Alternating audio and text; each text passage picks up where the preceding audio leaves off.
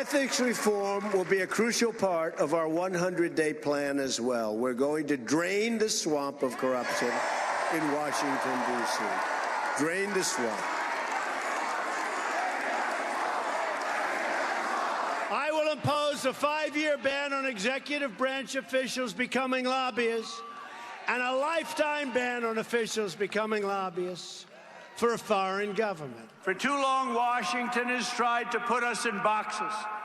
They separate us by race, by age, by income, by geography, by place of birth. Washington's politicians have spent so long appealing to competing interests, they've forgotten how to appeal to the national interest, combining the skills and talents of our people in a common cause. Speaker Paul Ryan, I've really come to I've come to appreciate him.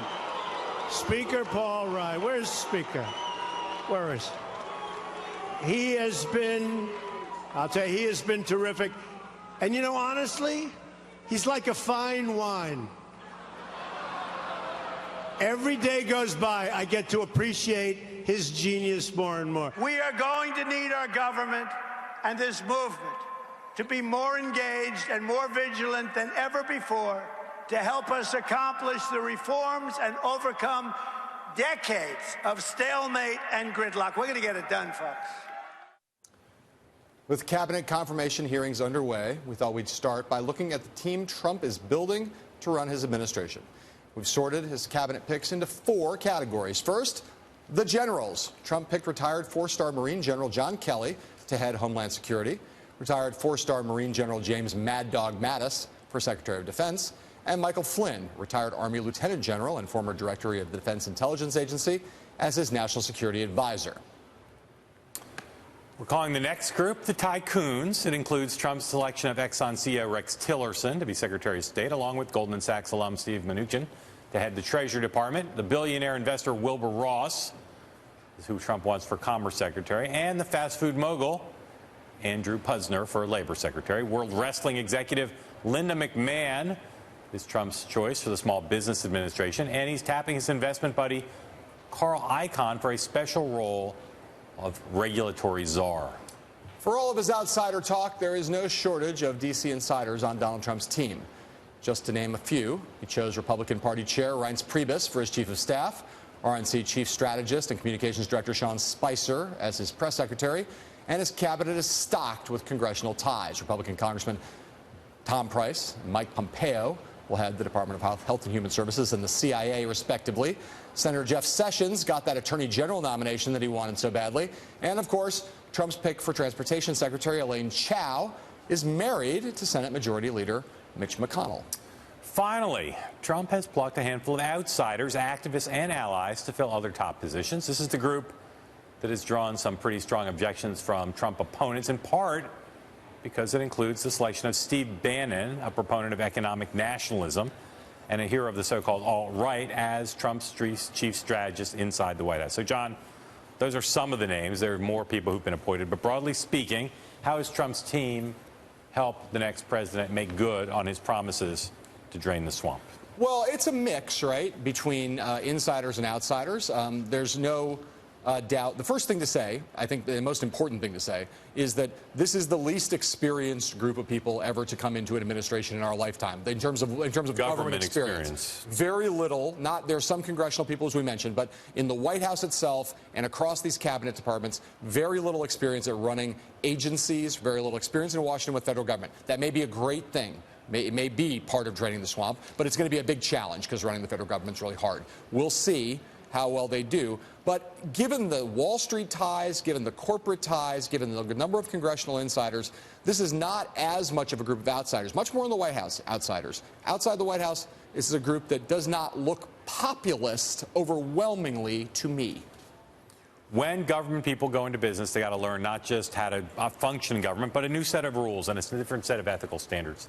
Every administration I've covered has done things that are perfectly legal, giving meetings and special access to donors, for instance, legal, but ethically questionable. And my big question about these people with a business background is when their friends from the business world come a-calling, or the paid lobbyists of their friends come a-calling, will they give them special access?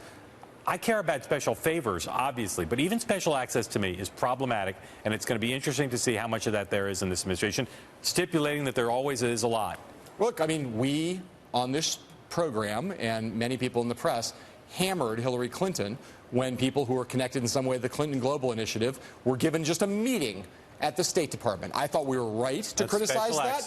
Yep. I thought we were right to criticize it then, but let's not have a double standard here. Let's apply that same standard to now that Donald Trump is in office and he's brought these people in with him. Let's apply that same kind of standard to them as we go forward. These people, again, taking the totality as a group and painting with a broad brush, this is a group of people who are outsiders in a lot of cases, but there are not a lot of people here who are populists, reformers who will care about draining the swamp. There are very few people here who have any record whatsoever of saying special interest influence needs to be lower, of all sorts, not just business, labor, all other sorts of special interests. Agree with that. All right. After weeks of cryptic tweets, Donald Trump finally held a press conference last week to finally attempt to address concerns about those business conflicts of interest that he has so many of as he starts his new job as President of the United States.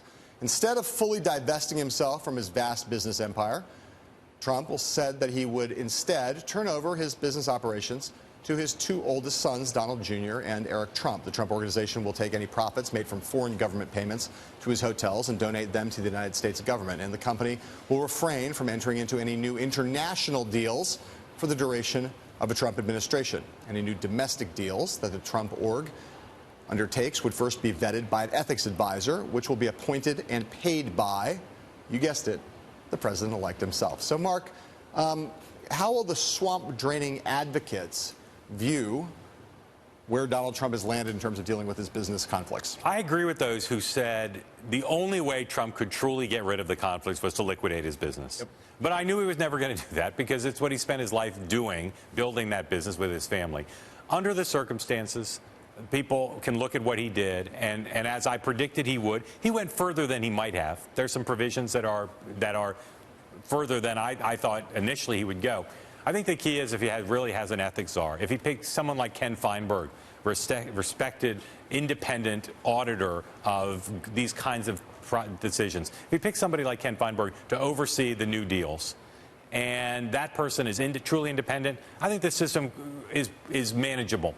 But if he picks somebody who's a crony or the public doesn't know and trust, this is not much of anything. I think this is a disaster in the making, in my judgment, and in the judgment of the head of ethics for Barack Obama and George W. Bush and many others across both parties. I think the day he ran for president, he should have recognized that he was going to go into the business of public service. I think he should have divested. I think he should have had a blind trust. I understand. You can't have a blind trust. I understand that he would have a blind trust. If he divested and liquidated everything, he could have had a blind trust. Sure. That's what I'm saying. Divested and liquidated, should have gone the whole way. And the reality is that right now, I think there's the opportunities for corruption in this administration are higher going into it than we've ever seen before. I think it is likely to be a highly corrupted administration. And more importantly, just in terms of the pure politics of it, he is going to be sued practically on day one for violating the Amendments Clause of the Constitution. And so his administration on day one is going to be entangled in litigation. Entangled in litigation. I mean, it's like he's going to have to give a deposition. Potentially provoking a constitutional crisis. What if he picks Ken Feinberg to be the independent auditor? As long as he's paying Ken Feinberg, I don't think it's the right thing to do. I think it's wrong. It's wrong. I agree. This is just wrong. It's wrong. I'm not ready to lower my standards on this. I think he should criticize for it, and we should stick with that. I agree. It's wrong, and I wish he'd liquidated his business. But given that he wasn't going to, I think dealing with the reality of going forward, if he won't liquidate his business, he needs to appoint someone like Ken Feinberg, someone who's truly independent, who has a public reputation for probity, who if Trump does the wrong thing, they will resign. If it's not that, this is even worse than the system right now, which is bad. All right. We'll talk about Donald Trump and his quest for congressional term limits right after this. Our time here, though, is limited, so we're going to take just a quick commercial break.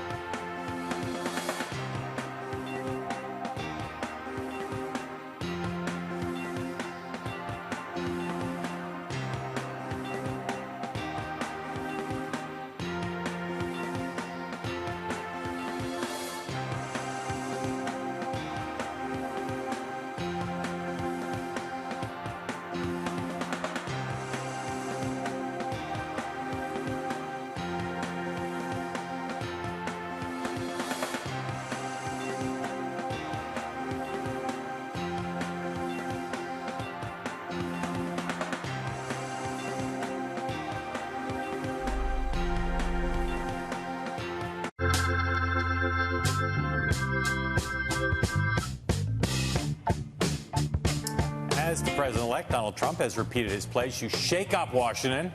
And a big lead part of that includes a proposed constitutional amendment that would impose term limits on all members of Congress. Bloomberg's Kevin Whitelaw has more on how that might play out on Capitol Hill.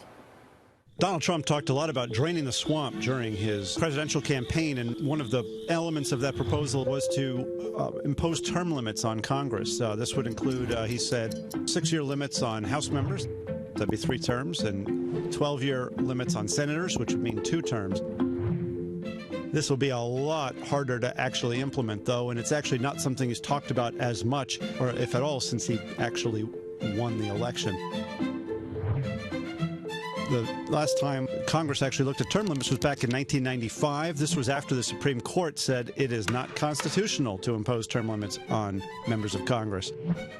The only vote that resulted in a majority fell well short of the 2/3 majority needed to actually advance the constitutional amendment to the Senate. Another similar result the following year, and it's never been tried since. The fact of the matter is, most members don't want term limits.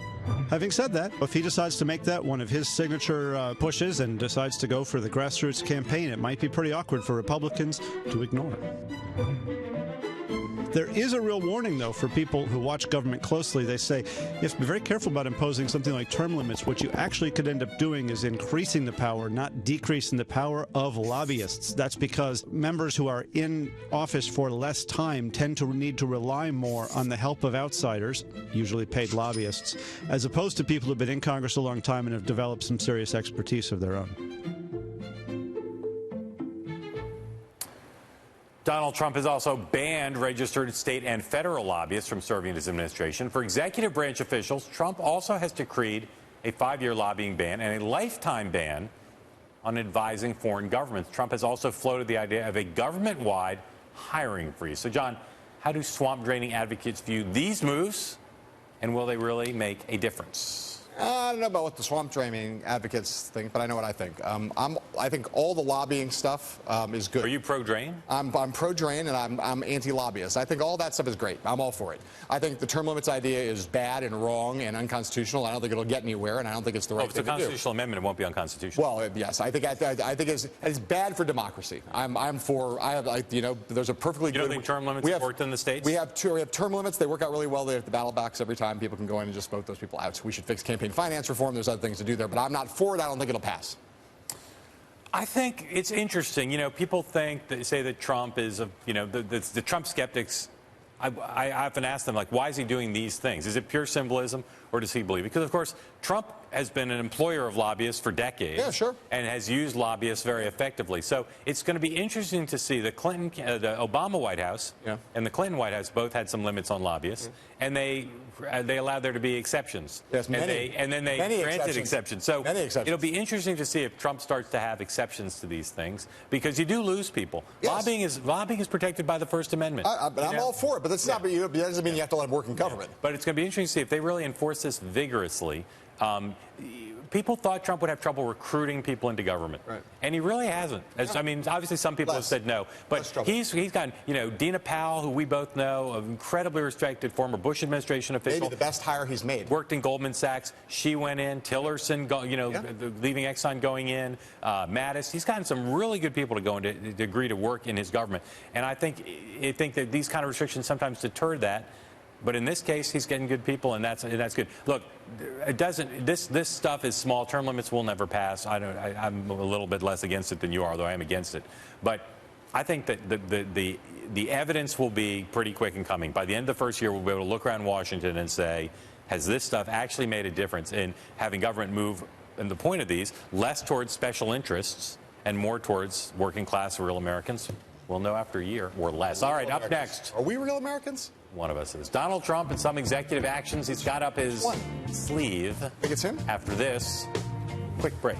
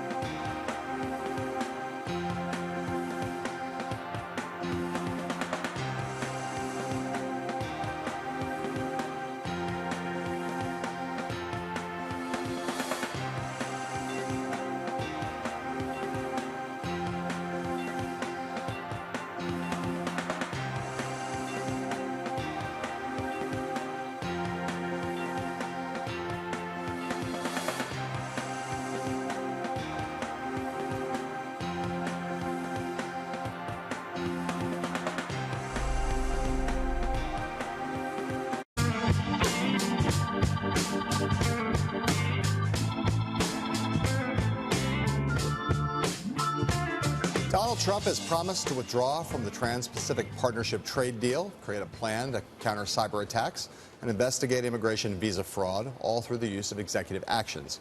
Meanwhile, the relationships that Trump builds with members of Congress will be critical to any bigger policy moves throughout his presidential career. Joining us now to talk about how much Trump can get done in Washington, D.C., Bloomberg reporter Sahil Kapoor and Bloomberg Businessweek's own Josh Green. Gentlemen, good to see you. Sahil, let me start with you.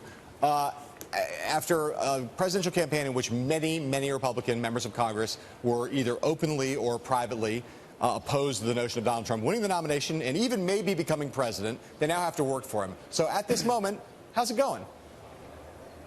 Well, John, there's obviously been a big sea change since the fall of 2015 when I'd spoken to a number of Republican senators, and they had some very critical, unrestrained things to say about him in a way that party members generally don't say about their presidential candidates. Now he's the president-elect, and now they realize they have to work with him. There are a number of people who got on board early with Donald Trump who have either been nominated to very important cabinet positions like Jeff Sessions, or who have the ear of the incoming president, and I think that's going to matter a lot. Someone like Chris Collins in New York in the House, someone like Duncan Hunter in the House. These people were on board the Trump train early. I think they're going to have an ear. They're going to have the ear of the president. So what the important thing is, I think, with Trump and leadership is that he's trying to work with Paul Ryan. He's trying to work with Mitch McConnell.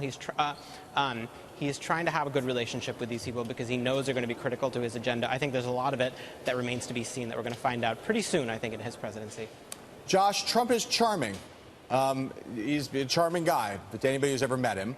What's the sign, to the extent that you've seen it, that Trump's charms are working at this early phase? I know he hasn't taken office yet, but at this early phase, that his charms are working on Republican members. Well, I think the first thing is just the tone that you're hearing from Republican members, which has generally been positive. And if you speak to people around Trump, they say he is going to make a point of entertaining and bringing people in. He's a very sociable guy in a way that President Obama generally was not. Obama wasn't real eager to socialize and kind of backslap and do the traditional things that presidents do.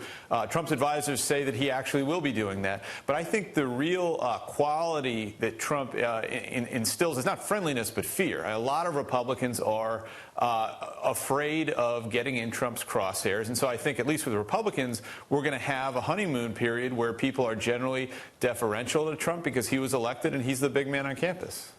Josh, if Trump's approval rating stays where it is, extraordinarily low for a president supposedly about to enter honeymoon period, will that make Republicans less cautious about crossing him? Yeah, personally, I don't think that it will, at least not at first. I mean, we're in such a polarized age that making historical comparisons on things like approval rating, politics isn't the same as it was in, say, 1980 when Ronald Reagan came in, or even in 1992 when Bill Clinton was elected. There's always going to be 50% of the country that's pretty strongly against Trump, I would imagine. And so if he's where he is now, I don't necessarily see that being a problem for him. I think the potential problem for Trump is that if he does not get off to a fast start in the first 100 days, if they repeal Obamacare, for instance, and don't have an obvious replacement, if he doesn't look like a guy who can fix America's problems and make everything terrific, then you could see that support begin to erode. And at that point, I think it becomes dangerous for Trump. So the previous President Obama, explored on some of his major pieces of legislation like Dodd-Frank, the auto bailout, even health care, explored, was it possible to get a bipartisan deal? Was it possible to bring some Republicans over on his big domestic policy efforts? In the end, he didn't. He got 1 or 2 Republican votes on some things, none on others. If you look at Paul Ryan, Mitch McConnell, other members of the Republican leadership, are they interested in trying to craft these major bills on tax reform, for instance, in a way that might draw Democratic votes, or they're happy to ram things through with basically a Republican party line vote? I think Republicans have unified control of government. They're going to get the first bite at the apple. The conservative members in the House are going to have Paul Ryan's ear in crafting this. And Mitch McConnell has had his own goals for a long time on tax reform. So I think that's going to. I think they're going to first see, where unity is in the conference. They're going to get the vast majority of them on board. It's a lot easier in the House. I don't expect Democrats to have much say in the House because Paul Ryan has a big majority to work with, and he doesn't need any Democrats to pass essentially anything. McConnell will need 8 Democrats in the Senate if he's going to pass pass things outside the process known as reconciliation, which Democrats can filibuster. The filibuster remains alive today for legislation and Supreme Court nominees, so McConnell will have that problem in a way that Paul Ryan didn't and won't. So I'll stick with the Ryan McConnell thing, right? You have McConnell, who was kind of chilly to Trump during his run for the presidency. Ryan was often openly hostile towards Trump. There's a theory, though, around now that Trump will actually have more difficulties dealing with McConnell, maybe for some of the structural reasons you just suggested, than he will with Ryan, where there seems to be almost like a weird bromance that's happening now with him and Paul Ryan. Just talk about the different relationships between the new president and those two big Republican figures on Capitol Hill. Right. I think your assessment is exactly right. Mitch McConnell was quiet for vast segments of, the general election. He avoided commenting on Trump when asked, and when he was forced to, he would say as little as he could possibly get away with. Paul Ryan, on the other hand, made it a point to convey that he was uncomfortable with a lot of things that Donald Trump was saying and talking about in the presidential campaign. That has obviously changed. Ryan has said he was pleasantly surprised by Trump's victory. There remain areas where I think there could be significant tension because Ryan is cut from the traditional sort of limited government conservative school of thought, and Trump is not. He's a lot of things, but he's not a limited government guy. He's called for a $1 trillion infrastructure package, and I think the more he pushes on these things that are outside the school of thought that Ryan comes from, that's where we're going to see the tension, I think, with Paul Ryan. McConnell is somewhat of a more cryptic figure. He plays his cards closer to the vest, so it's a little harder to know where he'll come down, but he's also a very, very savvy operator. He realizes this is a once-in-a-lifetime opportunity as Senate Majority Leader under unified control of government, and he's going to try to do everything he can to work with Trump and get his stuff passed and signed into law. Josh, you are a close observer of Steve Bannon, the senior White House official who has had meetings on Capitol Hill and talked to members of Congress, but has maintained the low profile he had during the campaign throughout the transition. What do you know about Bannon's role in crafting policy and in managing congressional relations? Well, Bannon, I don't think has a major role in either of those areas, at least not a kind of frontal role. I mean, he's not somebody who spent a lot of time on the Hill. His interactions with members of Congress have tended to be negative in his capacity as chairman of Breitbart News. And he isn't really a guy with a mind for policy. I think he is somebody more concerned with maintaining Trump's image as a populist, as a builder, as a doer. I know that Bannon has spoken a lot internally about the need for infrastructure, and yet, if you look at how the Republican agenda is lining up, the first thing it looks like Republicans are going to do is repeal Obamacare. That's not a big issue. So at least for right now, it doesn't appear to me that Bannon is somebody exerting a whole lot of authority over what Trump is doing. That, as with all things Trump, could change in an instant. All right. Sahil Kapoor looking like the men that he covers. Josh Green looking like he's auditioning for Miami Vice. Thank you very much for being on the show. We'll be right back to talk about one of the big prizes of Donald Trump's electoral victory, the chance to fill that open seat on the U.S. Supreme Court. We'll be right back with that.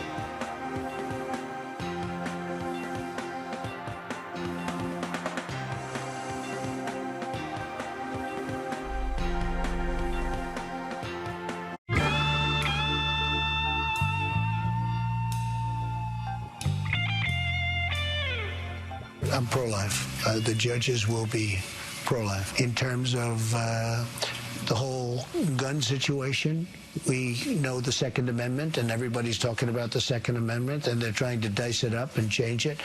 They're going to be very pro-Second Amendment. That was our soon-to-be President of the United States in a November 60 Minutes interview, talking about the type of judges he'll nominate to fill Supreme Court vacancies. Donald Trump said last week that he'll announce his SCOTUS pick, first SCOTUS pick at least, within 2 weeks of taking office. And Republican Senate Majority Leader Mitch McConnell, who refused to give President Obama's pick, Merrick Garland, a confirmation hearing last year, turned heads earlier this month with this stern warning for Democrats.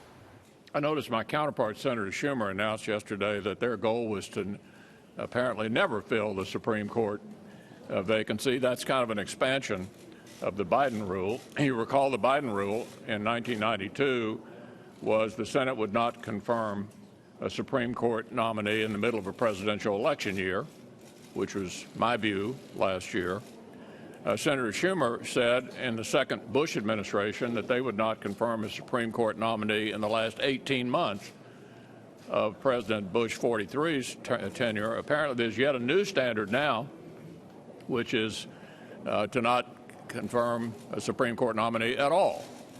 I think that's something the American people simply will not tolerate, and we'll be looking forward to receiving a Supreme Court nomination and moving forward on it. Here to talk about what to expect for the Supreme Court in the days ahead is Bloomberg Supreme Court ace reporter Greg Stohr. Greg, we're going to get something from Trump here in the next couple weeks, we believe. Is there a short list? He had a long list during the campaign. Is there now a short list, and who's on it? There is a short list. He and his aides have varyingly said it's 4 people, 5 people, 6 people. We don't know exactly who is on it. We can be pretty sure that Bill Pryor and Dianne Sykes, 2 federal appeals court judges who he mentioned in the campaign by name, that they are on the list. And then there's a handful of other people that certainly meet the criteria and would make many of the people who backed Donald Trump very happy to have them on the Supreme Court. Greg, this list was one of the things Trump did that was very concrete and somewhat unusual in order to reassure people on the right. What's the range, if you lined them up from the most conservative to the most moderate? Is there a big range here? Or are they all basically in the same center-right, Justice Roberts basically tradition, or Scalia tradition, but all the way on the right? Yeah, I think it's varying shades of quite conservative. I think most of these people will be to the right of John Roberts. It would be a disappointment to many people, many conservatives, if he nominated another John Roberts. In fact, what you hear conservative advocates say, and these are the people he's listening to, or certainly that he's talking to, they say, we want to make sure that this nominee has the courage of his or her conviction, unlike what John Roberts did in the Obamacare case. So we're going to get somebody very conservative. So Mitch McConnell and Senate Republicans thwarted Barack Obama's desire to put Merrick Garland, a pretty centrist, a little left of center, but a pretty centrist justice on the court last year, upset Democrats mightily in doing that. Now you got Chuck Schumer saying, turnabout's fair play on this thing, guys. We might never give you a hearing or give you a confirmed Supreme Court justice. Mitch McConnell firing back on that. This is going to be a big fight, right? What's likely to happen, just in terms of the battle lines are drawn here. We don't have a nominee yet. Yeah, I mean, it's going to be a big fight. The big difference, though, is that Mitch McConnell had a majority of the Senate and Chuck Schumer doesn't. There's an excellent chance that the Democrats will filibuster this nominee, whoever he or she is, and there's an equally excellent chance that the Republicans will do what they call the nuclear option and eliminate the filibuster so that they can, with a simple majority vote, get their person on the Supreme Court. And part of the reason is that we're probably not just talking about this nomination. It's very likely Donald Trump will have at least one more while he's president and with a Republican majority Senate. And so Republicans want to make sure they can get that person on as well. Yeah, Greg, can't say it often enough. This is a replacement for the late Justice Scalia. I don't think there's anybody on that list more conservative than Scalia, because I don't know that that's possible. But it's not going to move the court. The court will be where it was in its original length. Are there votes, assuming it's someone who is not as far right as Scalia, are there issues on which someone who's very, very conservative but actually might vote differently than Scalia? Or is everyone on that list likely to vote pretty much exactly as Scalia would vote? There will certainly be some issues. In fact, I could probably come up with a few issues where the person might be more conservative than Scalia, who on some criminal law issues would often surprise people and vote with the liberals, and that may not be the case for his successor. There's really not a whole lot of room. I mean, I would be surprised if anybody Donald Trump nominates, votes to strike down abortion restrictions or votes to allow significant gun restrictions, for example. There's not going to be a whole lot of room to the lay eye or even the expert eye between Scalia and his successor, I think. I don't want to be too morbid about this, but you mentioned the notion that there's likely to be at least one more replacement that Trump will have. There are a variety of reasons in which that vacancy could arise. In terms of the handicapping down there in Washington, who's the next likely justice to leave the court of their own volition? Well, of course, health is something that is hard to predict. Ruth Bader Ginsburg is 83. Everybody is watching her, certainly. In terms of a retirement, apart from health, the person everybody's watching is Anthony Kennedy. He's long told his clerks he would like a Republican to replace him. We think of Kennedy as being in the middle because he often does vote with the liberals. But, if he does indeed want a Republican to replace him, and he is 80 years old as well, there has been, he was slow in hiring his clerks for the next term, suggesting to many people that he was at least thinking about retiring. He will certainly be somebody everybody watches every single year at the end of the term to see whether or not he's going to retire. Greg, the list that the president-elect put out got very favorable reception on Capitol Hill amongst conservative interest groups of all stripes. Are there ones that people are pushing? If you ask Mitch McConnell or Chuck Grassley or other prominent senators on the Republican side, are there favorites up there from that list that they would like to see nominated? Yeah, I think everybody has their favorites. One connection to keep an eye on is that I mentioned Bill Pryor, and he is perhaps the most in-your-face kind of nominee that Trump could make. He is somebody who has called Roe v. Wade the worst abomination in the history of constitutional law. Well, he is very close to Jeff Sessions, the nominee to be Attorney General. Sessions was Bill Pryor's mentor in the Alabama Attorney General's office. So, and the two of them are close. So one can certainly expect that he has a very key backer there, and he fits the demographics perfectly. He's 54, long track record of conservatism, and he would certainly be very enthusiastically greeted by the folks at the Federalist Society and the Heritage Foundation. Greg, do you have a sense, just on the basis of the list, as Mark said, the list that Trump put out was very helpful to him politically. Is there a sense, do conservatives believe that Donald Trump cares about the Supreme Court? I'm not sure that they do, but I'm not sure that it matters that much. From everybody I talked to, they believe him that he's going to stick to this list, and it really did make a difference to them in supporting his candidacy. Ultimately, what matters is who he nominates, not whether he personally cares about, what happens to Roe v. Wade or what happens to the Second Amendment. They just want to see the results. All right. Greg Stohr, always a pleasure to talk to you about the court because you know more about it than almost anyone on earth, except for those people who are actually on it. Up next, Donald Trump's often hostile relationship with the media after these words from our sponsors.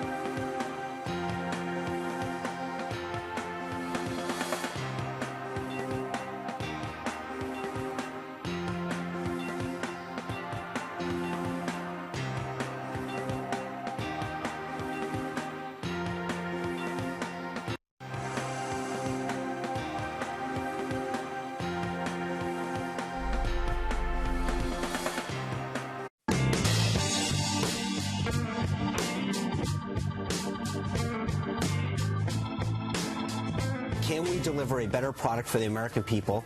Can we do things better and smarter? And I think that's what we've done in the press shop, at least, is talk to reporters and other stakeholders, figured out, can we bring more people into the process? Is it just Washington media that should get access to the press room? Can we find ways using modern technology to bring people who might have a weekly newspaper in Idaho into the process? Can we bring a talk radio show host? Or millennials. Exactly, or everyday Americans. But I think for too often the mindset has just been, this is how it's always been done. And I think there's a level of innovation that needs to be brought to all of government. Daily briefings? Sure. Absolutely. But it's a question of, do they all need to be televised? Do they all need to be in a particular place? And again, this is a decision that we can have with the press corps. Is there a way, instead of just having 49 seats in the press corps, can we expand the ability to bring more Americans into the process, either by technology or a bigger space or what have you? That was the man in line to be the nation's next White House press secretary, Sean Spicer, raising some questions about what will likely be, to put it nicely, a tumultuous relationship between ye old media and Donald Trump's presidential press shop. Margaret Talib, Bloomberg senior White House reporter, is also the vice president of the White House Correspondents Association, and she joins us now. So, Margaret, obviously, Trump's relationship with the media during the campaign was tumultuous, again, to say the least, including things going well beyond tumultuous, blackballing news organizations and doing other things that would not be tolerated in the White House and should not have been tolerated in the campaign, frankly. What's the state of your expectations about things that we know will be different in this White House, rather than just speculation regarding relationships with the White House press corps and the wider media? Well, that's right, Mark. Exactly as you said, Sean Spicer, on behalf of Mr. Trump, President-elect Trump, has been broadcasting the idea that they want to shake things up, and that sort of one main sweet spot for this may be the actual way that the briefings work themselves. But, you know, the press corps actually welcomes that, as long as it is not to the extent of making the press secretary or top administration officials unavailable to answer questions. But if it's a matter of broadening the reach of journalists that are allowed to ask questions and the kind of questions that get asked and answered, that's very good for the process. So there's a lot of trepidation and heartburn about the way this will actually shake out, but some early optimism. WHA President Jeff Mason and I and a few of our colleagues on the board were able to go up and have a pretty substantial meeting with Sean Spicer and Hope Hicks and Stephanie Grisham for the transition team in early January, and walked away from that feeling as if there were actually a real open door of communication, a lot of good give and take, and a commitment by the transition team that President-elect Trump's plan is to treat the White House differently than he treated the campaign, to treat the White House press corps in a different way than campaign correspondents were treated, and to honor things like the protective pool, seating on Air Force One, all that kind of stuff. That's really important to maintaining eyes on the president and coverage of the White House. Right. Okay. So, Margaret, that all sounds great, except for the fact that in this period as president-elect, when Donald Trump had his first press conference in months and months, it was a melee that took place at Trump Tower here in New York last week. And not only was it a melee, something that would seem to me unimaginable could happen like in the East Room, although maybe it now is what the thing's going to be like, it also included things like him shouting down reporters, not granting people questions, attacking Jim Acosta, accusing CNN of being fake news. The meetings, I think, are obviously important, and I'm glad to hear there's some progress, but watching that, your reaction to it was what? Well, for many of the reporters watching that, were startled, because it's not the way you normally think of a president-elect or a president dealing with his press corps, particularly at a time that he's promising to unify the country and get off to a good start and all of that. But look, I think as a press corps, we all need to have a tough skin and to differentiate between unusual or guerrilla tactics that we need to learn how to live with and things that cross a red line. And this is something that we're going to need to be mindful of and adjust to. But I think it's a matter of, you know, keeping the eyes on the prize, which is the ability to ask questions of the, you know, incoming President Trump and his top staff on the record and get answers. And to have access to these buildings and to the briefing rooms, the venues for these questions to take place. So there's this, one of the issues alluded to is this question of should big news organizations, which have historically dominated the daily briefing, and get more and better access in the pool, other things that smaller organizations, new organizations don't get, should they continue to dominate?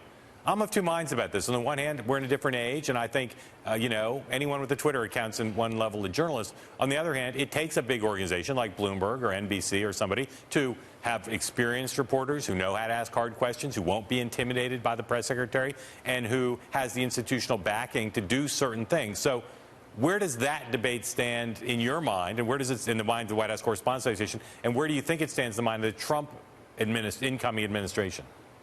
So our WHCA president has made clear to the incoming administration that while seating in the briefing room is something that has traditionally, for a couple of decades now, been handled by the WHCA, that's been handled by the WHCA at the request of both Republican and Democratic press secretaries and administrations, because it's easier for them to say, well, that's decided by the WHCA, than to handle those questions themselves. But the questions about who do you call on first? What order do you call on them? How many follow-up questions do you allow them to ask? Do you let people ask the same question 5 times in a row so they can get the shot on TV? Those really are issues that have always been up to the press secretary. And it's often been the press secretary's assessment that it's really important to give the networks that visual shot that they need, because otherwise they won't be on the news that night. So a lot of these issues that many observers might say, well, is this stuff that the press decides, are really issues that are already and have long been in the jurisdiction of the press secretary himself or herself. And the reason why they've followed these traditions is precisely what you talked about, because some of these organizations have kind of the breadth and the reach, and they want to use that to get the message out. Mark, let me ask you a question now that's not an institutional kind of a question, but just a question for you as someone as a journalist who has covered presidents in the past and will cover this one. Trump's Twitter account and his Twitter feed is obviously a matter of great interest to a lot of people. There's a school of thought that says he's using it to distract people from real issues, and that the press should just not cover what he tweets because it's a ploy on some level. Other people like me think this is his voice. This is a new form, but it's his official pronouncement coming out of the mouth of the president-elect and soon to be the president. What's your view about that? How do we handle the fact that Trump has a distinctive Twitter voice and that it's pretty clear now he's going to keep using it as president? This is just me speaking for myself, not any organization. I'm with you on this. I think that, look, this is the president directly addressing Americans. And as much as I want everything on the record, regular press briefings, the ability to answer questions, administrations have long used various tools to get their message out, leaks to favored news organizations that, you can't get confirmed for hours or you can't ask a follow-up question to.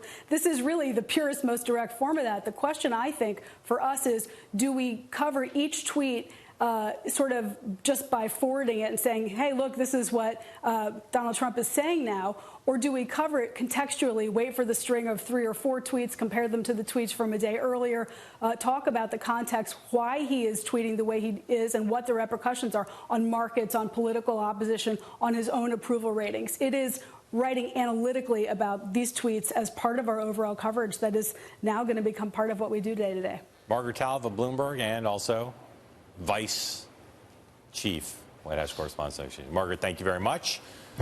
We'll be right back with some final thoughts about Donald Trump's first 100 days in office coming up soon, right after this.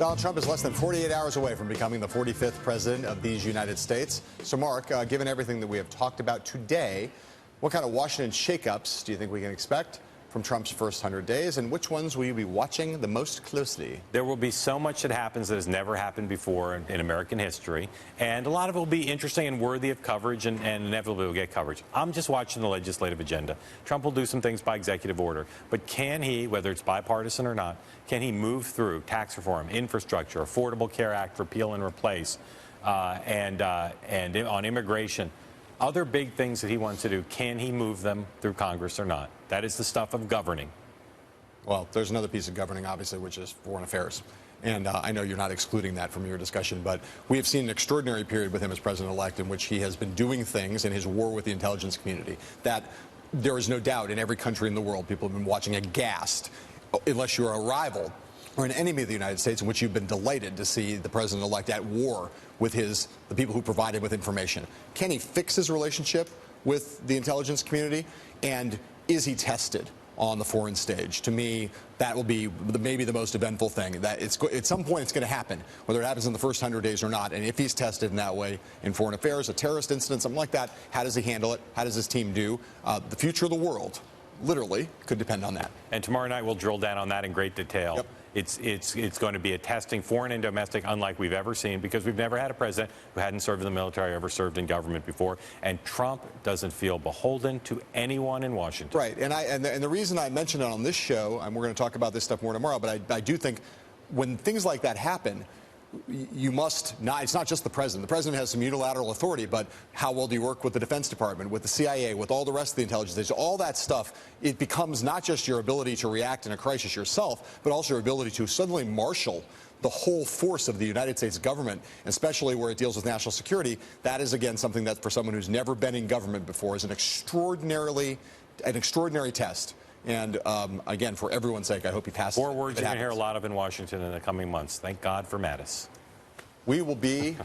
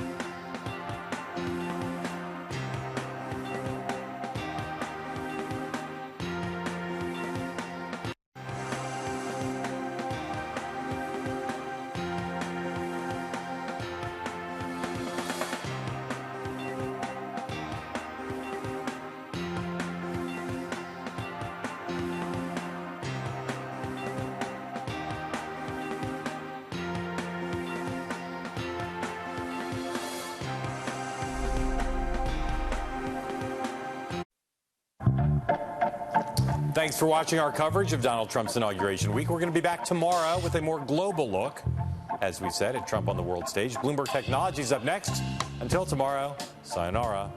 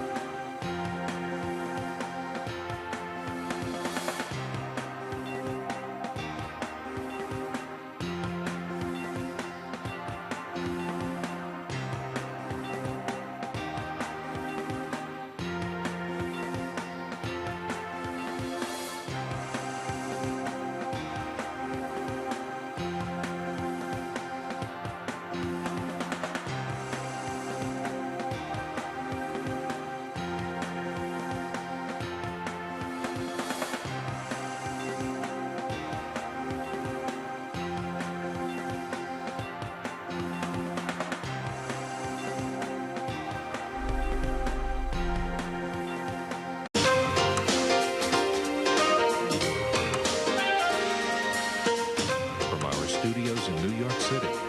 This is Charlie Rose. Several days and counting for you as the National Security Advisor to the President of the United States. Are you ready to lead? Very mixed feelings, Charlie. It's been an extraordinary privilege to serve our country.